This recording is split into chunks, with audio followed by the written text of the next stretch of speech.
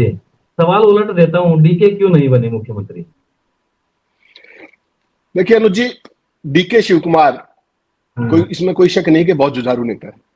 हम्म, उनके खिलाफ एक पूरी व्यूहरचना रची गई भारतीय जनता हम्म, पार्टी के द्वारा। जैसे हर एक स्टेट में वो रचते हैं, वैसे ही हम्म, डीके शिव कुमार के खिलाफ भी व्यूहरचना रची गई। हम्म, आपको डीके शिव कुमार की बैकग्राउंड भी थोड़ी सी जाननी होगी। 1979 में 1979 में इंदिरा गांधी के कहने पर इनको यूथ कांग्रेस में लाया गया था, हम्म, 97 में। हम्म, और तो तब से लेकर के आज तक ये कभी चुनाव नहीं आ रहे, कभी भी चुनाव नहीं आ रहे। और जी, कांग्रेस पार्टी के कट्टरतम, मतलब जो काडर बेस्ड जो कांग्रेस पार्टी का, उसके मूल स्तंभ है जहां तक कर्नाटक की बात है। हम्म, आक्रामक है, हम्म, रिसोर्सफुल है, पैसे वैसे की कोई दिक्कत इनके पास है नहीं, तमाम पदों पर रह चुके हैं। अब हम्म, सवाल यह कि इनको मुख्यमंत्री क्यों नहीं बनाया गया, बहुत वाजिब सवाल आपका है। और जबकि पूरा पार्टी का चुनाव सिंगल हैंडेडली तमाम तरीके से कांग्रेस जब भी संकट में आई, कभी महाराष्ट्र में आई, कभी अहमद पटेल का राज्यसभा का चुनाव हुआ, हर जगह आप डीके शिव कुमार का रोल देखेंगे ट्रबल शूटर के तौर पर, आज से नहीं, पिछले 20 साल से। और फिर आप कहेंगे कि साहब फिर मुख्यमंत्री नहीं बनाया, तो उसका कारण समझिए क्या है। ये अभी केवल 61 साल के हैं, परसों इनका जन्मदिन था। तो कांग्रेस पार्टी ने यह माना कि पहली बात तो है कि सिद्धारमैया की लास्ट पारी है और इनके पास अभी समय है। तो जिस तरह के हालात देश में हैं, उसमें सिद्धारमैया के तजुर्बे को डीके शिव कुमार के ऊपर प्राथमिकता दी गई। पहली बात तो ये। दूसरा, जो बीजेपी ने ट्रैप रचा था, क्या किया बीजेपी ने जैसे असम के सीएम थे हेमंता बिस्वा शर्मा, उनकी तरह और तमाम अन्य कांग्रेसी नेताओं की तरह जो दल बदल लेते हैं, इनके ऊपर भी तमाम डोरे डाले गए। ये उन डोरों में नहीं फंसे। उसके बाद एक एक करके इनके ऊपर 19 मुकदमे सीबीआई और ईडी के डाल दिए गए, मनी लॉन्ड्रिंग से लेकर के, करप्शन से लेकर तमाम तरह की चीजों। और ये 4 महीने तक तिहाड़ जेल में भी रहे, अगर आपको याद हो तो। जब ये तिहाड़ जेल में थे तो सोनिया गांधी इनसे मिलने गई थी, भावुक हो गए नेचुरली उनको देखते ही।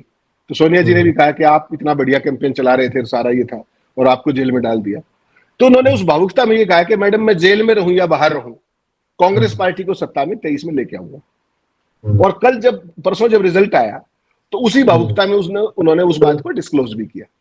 अब कांग्रेस पार्टी का इनको मुख्यमंत्री ना बनाना, उसके कारण क्या है? ऐसा नहीं कि पार्टी लीडरशिप इनको पसंद नहीं करती, बहुत ज्यादा पसंद करती है।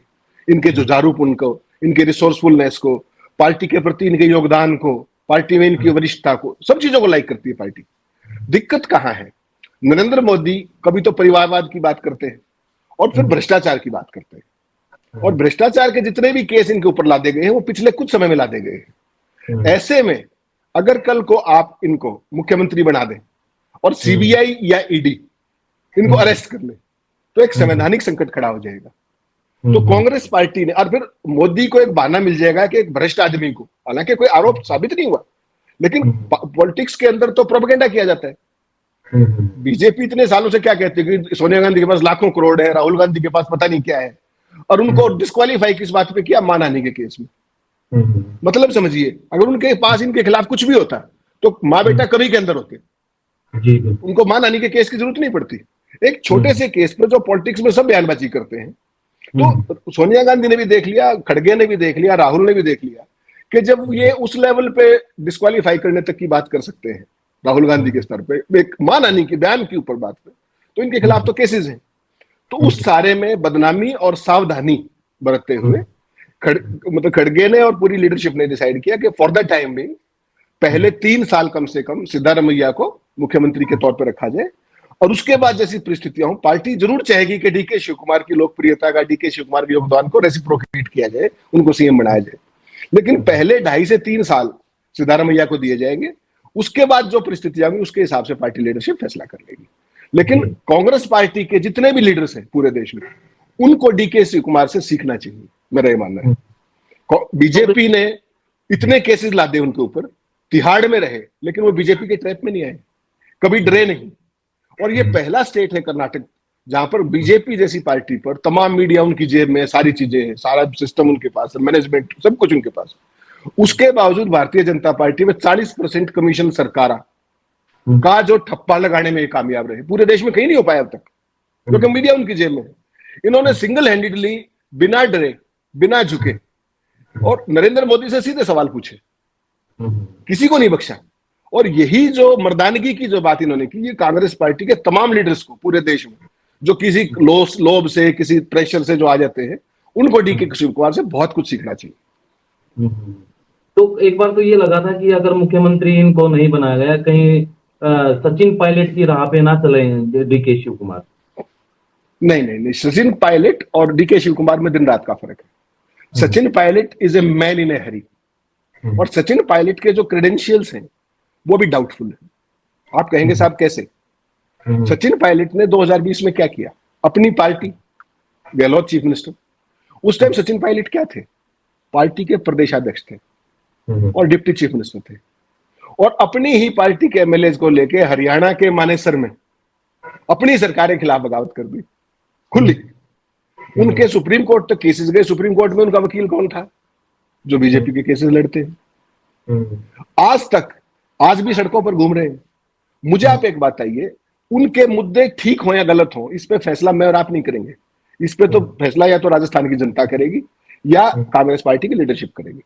लेकिन सवाल ये है कि क्या आपका भी बहुत लंबा तजुर्बा हो गया पत्रकारिता में, क्या कोई आपने ऐसा प्रदेश अध्यक्ष देखा है जो अपनी ही पार्टी की सरकार को गिराने के लिए अपने विधायकों को लेके और डिप्टी सीएम रहते हुए और बीजेपी रूल स्टेट में जाके 5 स्टार होटल में बैठ जाए? कभी देखा आपने? सुना है? Sitting PCC president, sitting deputy chief minister. और उसका उल्टा देखिए, इसमें कोई शक नहीं है कि निराशा होती है। 5 साल से लगातार लड़ रहे थे, और 79 से लेके आज तक आप देखिए 21 वो और 23 ये, 44 साल से डीके शिव कुमार पार्टी की सेवा कर रहे हैं। तो एक बार तो देखिए, जब ये चुनाव का रिजल्ट आया, जिस तरह से सिद्धारमैया की बात चली, निराशा का भाव आना तो देखिए स्वाभाविक है, वो किसी में भी आएगा। लेकिन जिस तरीके से उन्होंने अपने आप को प्रेजेंट किया है देश के सामने, वो एक मिसाल है। अपनी निराशा को छुपाया, कहीं उन्होंने बगावत की बात नहीं की। उन्होंने सिद्धारमैया को मुबारकबाद भी दी। उन्होंने कहा कि हो सकता है संख्या बल उनके साथ हो, मैं उनको बधाई देता हूं। कहीं उन्होंने देखिए, जितना भी देश का गोदी मीडिया है पिछले 3 दिन से उनको लड़ाने में लगा हुआ है, कोई कसर नहीं छोड़ी। मुझे ये बताइए, आज सारा केंद्र देश का मीडिया ये कह रहा है कि कांग्रेस पार्टी को 13 तारीख को रिजल्ट आए थे, आज तो 16 ही है, तीसरा ही दिन। ऑब्जर्वर गए, राय लेके आए, दिल्ली में आज मंथन चल रहा है, फैसला हो गया। लेकिन जो अपने योगी आदित्यनाथ है, उनको सीएम कितने दिन बाद बनाया था, आपको याद है? 7वें दिन। उनको तब बीजेपी किसी मीडिया ने की हिम्मत नहीं थी उनसे पूछ लेने की कि 7 दिन क्यों लगे। हेमंता बिस्वा शर्मा वहां के मंत्री बने, असम के मुख्यमंत्री बनाए गए, कांग्रेस से गए थे, उसमें कितने दिन लगे थे? कभी मीडिया ने पूछा? महाराष्ट्र में कितने दिन से सरकार चला रहे, आज तक कैबिनेट पूरी होगी उनकी, शिंदे के साथ जो मिलकर चला रहे, जो गठबंधन, जिसको भी सुप्रीम कोर्ट ने तमाम बातें कही। तो सवाल यह है कि जिस तरीके से जो पूरा का पूरा सचिन पायलट ने किया, या जो पूरे देश के हालात है उसमें, अब देखिए, आमतौर पर जब हम पत्रकारिता में थे तो निशाने पे कौन होता था? निशाने पे सरकार होती थी, निशाने पे सिस्टम होता था, निशाने पे ब्यूरोक्रेट होते थे, क्योंकि सत्ता उनके पास है। आज ये पहला दौर आया है जिसको आप विश्व गुरु भारत कहते हैं, जिसमें विपक्ष निशाने पे होता है।